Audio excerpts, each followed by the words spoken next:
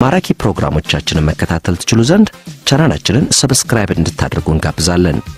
እናመሰግናለን።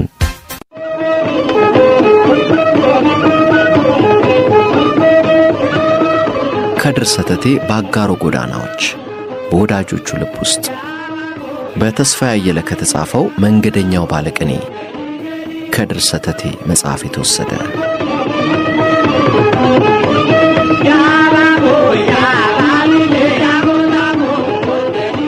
እንኳን አብሮ በልቶ ጠጥቶ አብሮ የተጫወተ ይቅርና ጥላህ ራሱ ጽልመት ከዋጠ ጥሎ ይሸሻል አሉ እርጅና በጨምዳዳ መዳፉ አሽቶ የጨመደዳቸው ጭርጭስ ያሉ ሽማግሌ ላያቸው ላይ ጣል ያደረጓትን አዳፋ ፎጣ አስሬ ወደ አንገታቸው እየመለሱ ድምጻቸው ንፋስ እንደበረታበት ታምቡር ይርገበገባል። ባትሪዋ እንደደከማ አሮጌ ቴፕ ይቆራረጣል። በሚርገበገብ መቆራረጥ ውስጥም ግን በጥራት ይሰማል። በርከት ያሉ ወጣቶች ሰብሰብ ብለው ሻይ ቡና እያሉ ይጀበና ከሚያደርጉበት አንድ ላስቲክ ለበስ ደሳሳ ካፌ ውስጥ ናቸው። ፈገግታ ካፌ ይሏታል። የሱሌን ፈገግታ በማንተራስ ከዚች ዳስ ውስጥ ተሰይሞ ያለ ሁሉም ወጣት ተመስጦ የሽማግሌውን ወሬ እየሰማ ነው። ያልገባውን ይጠይቃል። በገባው እየሳቀ ቀኑን ያደምቃል። አንዳንዱ ደግሞ የወሬ ቦይ ለመቅደድ ከዚህ በፊት ከተናገሩት ያንዷን ታሪክ ርዕስ ይጠራና አዲስ ያልተነገረ ታሪክ ይመዝላቸዋል። እርሱን ይዘው ጋሽ ባውዛ ይቀጥላሉ። በተናዱት የፊት ጥርሶቻቸው መካከል የደከመችና የወየበች ምላሳቸውን እያሾሉ አስገራሚ ታሪኮችንና ተረት አይነት ገጠመኞቻቸውን ይተርካሉ። የትዝታ ቱባ ክራቸውን ያለ ስስት እየተረተሩ የጨዋታ ዳንቴል በሱሌ ቡና ኪሮሽነት ይዘመዝማሉ። ቡና ድገሚላቸው ሱሌ አለ አንድ ቀይ ወጣት በመሃል ወደ አስተናጋጇ ሱሌ እየተመለከተ። እጫት ልስጦት እንዴ ጋሽ ባውዛ አለና ጠየቀ። ሌላው ጥግ ላይ ተቀምጦ የተዘናፈለውን የጫት ቀንበጥ እየቀነጠሰ ወደ አፉ የሚሞጅረው ጎልማሳ የጫቱን ፌስታል እየነካካው ሊያማልላቸው መፍጨርጨሩ ነው። አልመለሱለትም።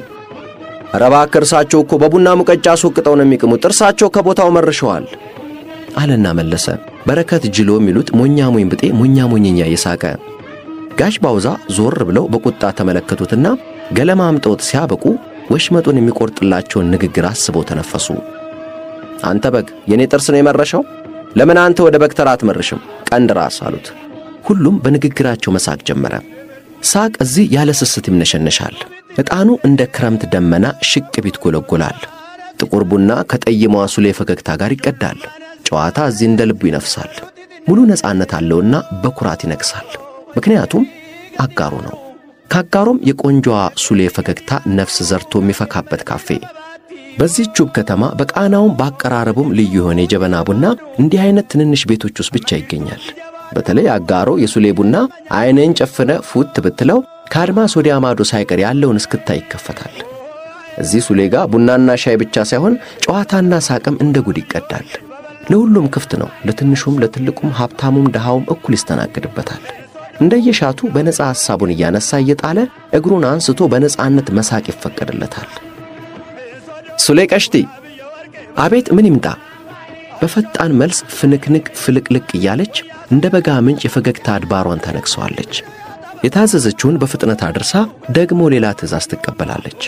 ሱሌ ሱላማጢስ የትንሿ ዳስ ካፌ ባለቤት አስተናጋጅ ገንዘብ ተቀባይና ወዘተም ናት ለቤቱ።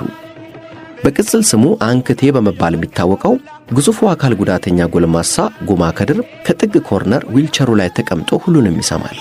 ሲስቁ ይስቃል፣ ሲያወሩ ያዳምጣል። እንደ አብዛኛው የቤቱ ታዳሚ በይጀበና ያልታጀበ ደንበኛ ነው። ሽማግሌው የሚያወሩት ተረክም በልዩ ሁኔታ የሚነሽጠው እሱም ብቻ ነው።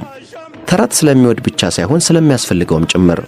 ምክንያቱም ቀን ከሳቸው የለቃቀመውን ማታ ለልጁ እየነገረ እንቅልፍ ያስወስድበታል። እስቲ ዝም በሉ አንድ ይቀጥሉልን ድንገት ኮስተር ብሎ ተናገረ። ድምፁ ሲሰማ ሁሉም ጫጫታውን ባንዴ ቀጥ አደረገው። አንክቴን ያለ መስማት ምን እንደሚያስከትል ሁሉም ጠንቅቆ ያውቃልና ደርሶበት ወይም አይቶት። ጋሽ ባውዛ ለሚተርኩት ታሪክ ክፍያ የተቀዳላቸውን ቡና ፉት እያሉ የጀመሩትን ወግ ቀጠሉ። እናላችሁ የኪሎሌ ልጅ አባ መጫ የግል አውሮፕላናቸውን ለመግዛት በዚያን ጊዜ ወዳጃቸው የሆነውን ይልማ ድሬሳን አማከሩት። ይሁንና እንደ ልጅ ጨዋታ ነበር የቆጠረባቸው። በፍጹም የማይታሰብ ጉዳይ መሆኑን ያውቅ ነበርና ይቅርብህ አሉት። አባ መጫ ግን አምርሮ ነበርና ከአባቱ ውርስ ያገኘውንና ከራሱም የቡና ንግድ ጨማምሮ ወደ 5000 ጠገራ አዘጋጅቶ በሮፕላስ ጭኖ ጉዞ ጀመሩ። ወዴት አትሉልኝም? እንደፋር ወደ አዲስ አበባ። ሸገር ደርሰው ቤተ መንግሥቱን አፈላልገው ጃንሆይን ማናገር ፈልጋለሁ ሲሉ እጅ ነሱ። ከየት ነው ተባሉ። ከለምለሚቱ አጋሮ ምድር አሉ ደረታቸውን ነፍተው። ግቡ ተባሉ። ገቡ። ከዚያም ለጥ ብለው ለጃንሆይ እጅ ነሱና ወደ ጉዳያቸው ዘለቁ። ፀሐዩ ንጉሣችን ሆይ እልፍ ዘመን ይንገሱ። እኔ ባሪያው የመጣሁት ከወደ ጅማ አጋሮ ከምትባል ለምለም ምድር ነው። ፍቃዱ ቢሆንና ጢያራ ለዚች ከተማ ለመግዛት አስቤያለሁ። በቂ ገንዘብም አሰባስቤ አጠራቅሜ መጥቻለሁ አሉና እንደገና እጅ ነሱ። ጃንሆይ ሆይ ተገርመው ሊሞቱ አሉ። ግን ጢያራ የሚገዛ ብር ይዘዋል እርሶ ብለው ጠየቁ እንደተገረሙ። በሚገባ ክቡርነቱ አሉና የኪሎሌ ልጅ ጀግናው አሁንም እጅ ነሱ። አባ መጫ ኪሎሌ ማንም ባልነቃበት ዘመን ነክቶ የተፎገሩት ጀግና አያችሁልኝ። ከዘመን ቀድሞ መንቃት ችግሩ እዚህ ላይ ነው።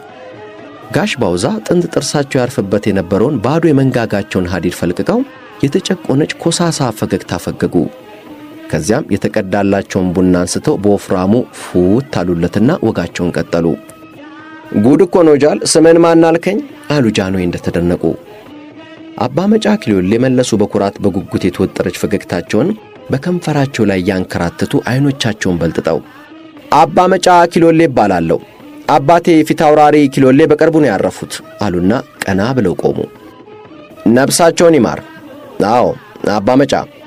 እሺ በልስቲ የታል ገንዘቡ? ወዲህ በልና እንምከረበታ አሉ ጃንሆይ ለቀልድ ያክል። ነገር ግን ወዲያው በኬሻ የተሞላ ብር ተዘርግፎ ከፊታቸው ተከመረ። ጉድ ተባለ። ጉድ ተባለ።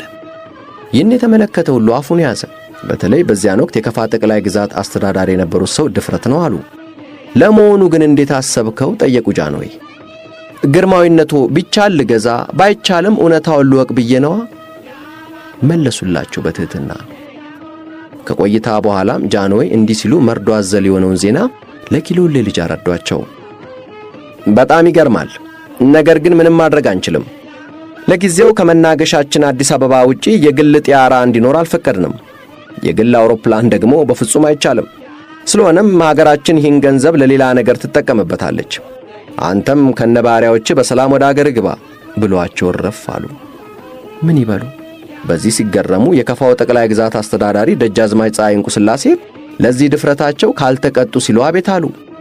ይሁንና በገንዘብ ሚኒስትሩ ወዳጃቸው ይልማ ደሬሳ አማላጅነት ጃንሆይ ይህን ሳይፈቅዱ ቀረና አባ መጫ ኪሎሌ ገንዘባቸውን አስረክበው ቅጣት ሳይጣልባቸው ያዘኑ ወደ አጋሮ ተመለሱ። ይግረማችሁና ዛሬም አንበሳው አባ መጫ ኪሎሌ በሕይወት ያሉ ሰው ናቸው። ወልደው ከብደው የልጅ ልጅም አፍርተዋል።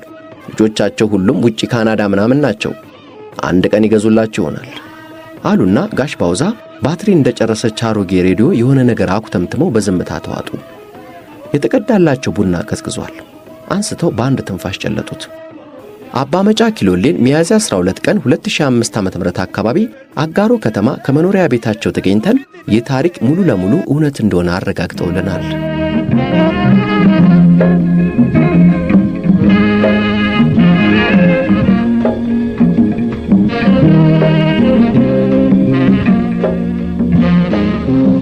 የጠዋቱን እኩሌታ አጋሮ አትሞቅም አትበርድም።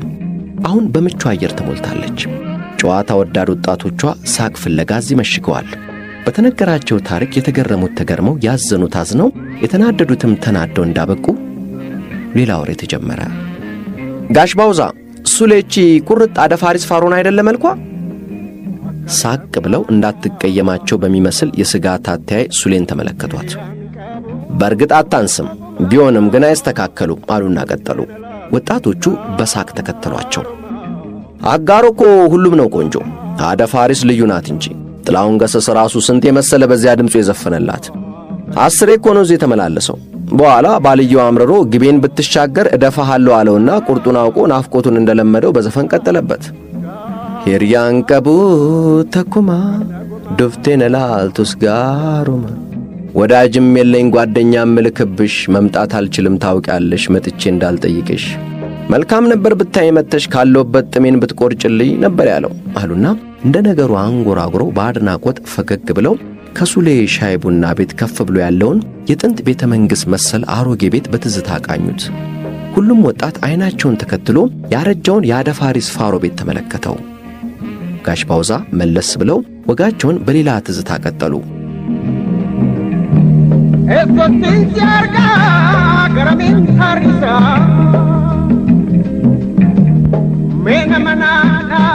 ከድር ሰተቴ ምን አለ መሰላችሁ አሉ ወደ ሌላ ታሪክ የሚያሸጋግራቸውን የሱሌን ጠይም ቡና በሲኒያቸው እየጠየቁ ሁሉም ጆሮና ቀና ሱሌ ቡና መቅዳት ጀመረች ጋሽ ባውዛ ታሪክም ሆነ ጨዋታ በነፃ አይሰጡም አንድ ታሪክ አንድ ቡና ከድር ሰተቴ በአጋሮና በጅማ መሃል ነው ሲመላለስ የኖረው አጋሮ ቡና ይነግድ ነበር ከቤንች ደግሞ ወርቅ ያመጣና ለቡና ነጋዴዎች ይሸጣል ከራርሞ ሲመለስ አዲስ ነገር ከጁ ያጣም ነበር ወይም አዲስ እርድና አንድ የመኒ ጓደኛውን ከጅማ ይዞ የመጣለት ያረፉት ሀደፋሪስ ቤት ነበር ሀደፋሪስ ከሩቅ አገር የሚመጡ ነጋዴዎችን በእንግድነት ይቀበላሉ ነጋዴ ባላቸው እንደርሳቸው ልቅም ያሉ ቆንጆ ናቸውና ካልመረራ አይቀኑም እሱም ነጋዴ ነበርና አብረውም ታስረው ያውቃሉ አልየመኒ ይሉታል በኋላ መንግስት እያሰረ ሲያስቸግረው ከድር ሰተቴ ለምን አትሸፍትም ብሎ መከረውና ጉድ አደረገው እንጂ ጋሽ ባውዛ ዝም አሉ ጥቂት ከዚያም ድምጻቸውን እንደመሞረድ አድርገው በዚያውም ለማረጋገጥ ወጣቶቹን ገርመም አድርገው ቀጠሉ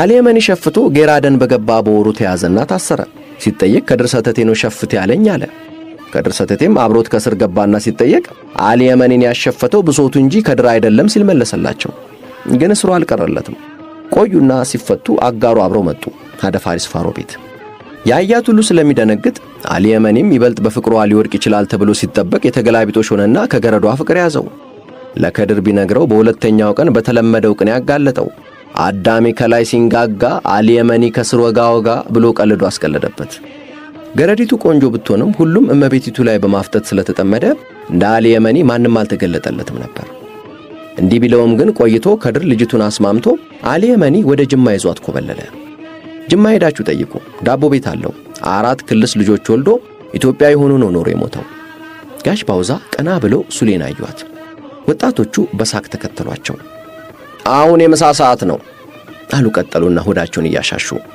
ስለ ከድር ሰተቴ ጀምረዋልና ማንንም አይለቃቸውም አሁን ከሁሉም ፈጥና ሱሌ ለራሷ የሰራችውን ሽሮ እንዲበሉ ፈቀደች አንዱ ሮጥ ብሎ ዳቦ ገዛ ምሳቸውን አጣጣሙ ግሳት አሉ ሆዳቸውን በጥጋብ ስሜት እያሻሹ ግሳት ይሰማኛል ማን ነው የጠገበ ስጋውን ሲያደልብ ነፍሱ እየተራበ አለ ሰተቴ ነፍሱን ይማረውና ብለው ቀና ሲሉ ሱሌ ቡና እየቀዳችላቸው ነበር በፈገግታ የታጀበ ሐዘን ከጨርማታ ገጻቸው ላይ እንደተጋደመ ቀጠሉ ከድር ሰተቴ የተረሸነው ባለቀ ሰዓት እኮ ነው አሉ በቁጭት ስንት ሞታ አምልጦ መንጌ ሊፈረጥጥ ወራት ሲቀሩት የመጨረሻው ተረሻይ ነበር ሊገድሉ የወሰዱት ለት ድንገት ድምጻቸው በሳቅ ታነቀ ምሽቱን ራት ሲሰጣቸው እሱ ባልተለመደ ሁኔታ መሬት ላይ ደፍቶ ነበር ካፈር ጋር ይበላው አብሮት የታሰሩት ሚስጥሩ የገባቸው ሌሊት መተው ሲወስዱት ነበር ጋሽ ባውዛ አይናቸውን ባቀረረ በቅጽበትም ወጣቶቹን ከሳቅ ዓለም ጠልፈው ወደ ሐዘን ዋሻ አጉሯቸው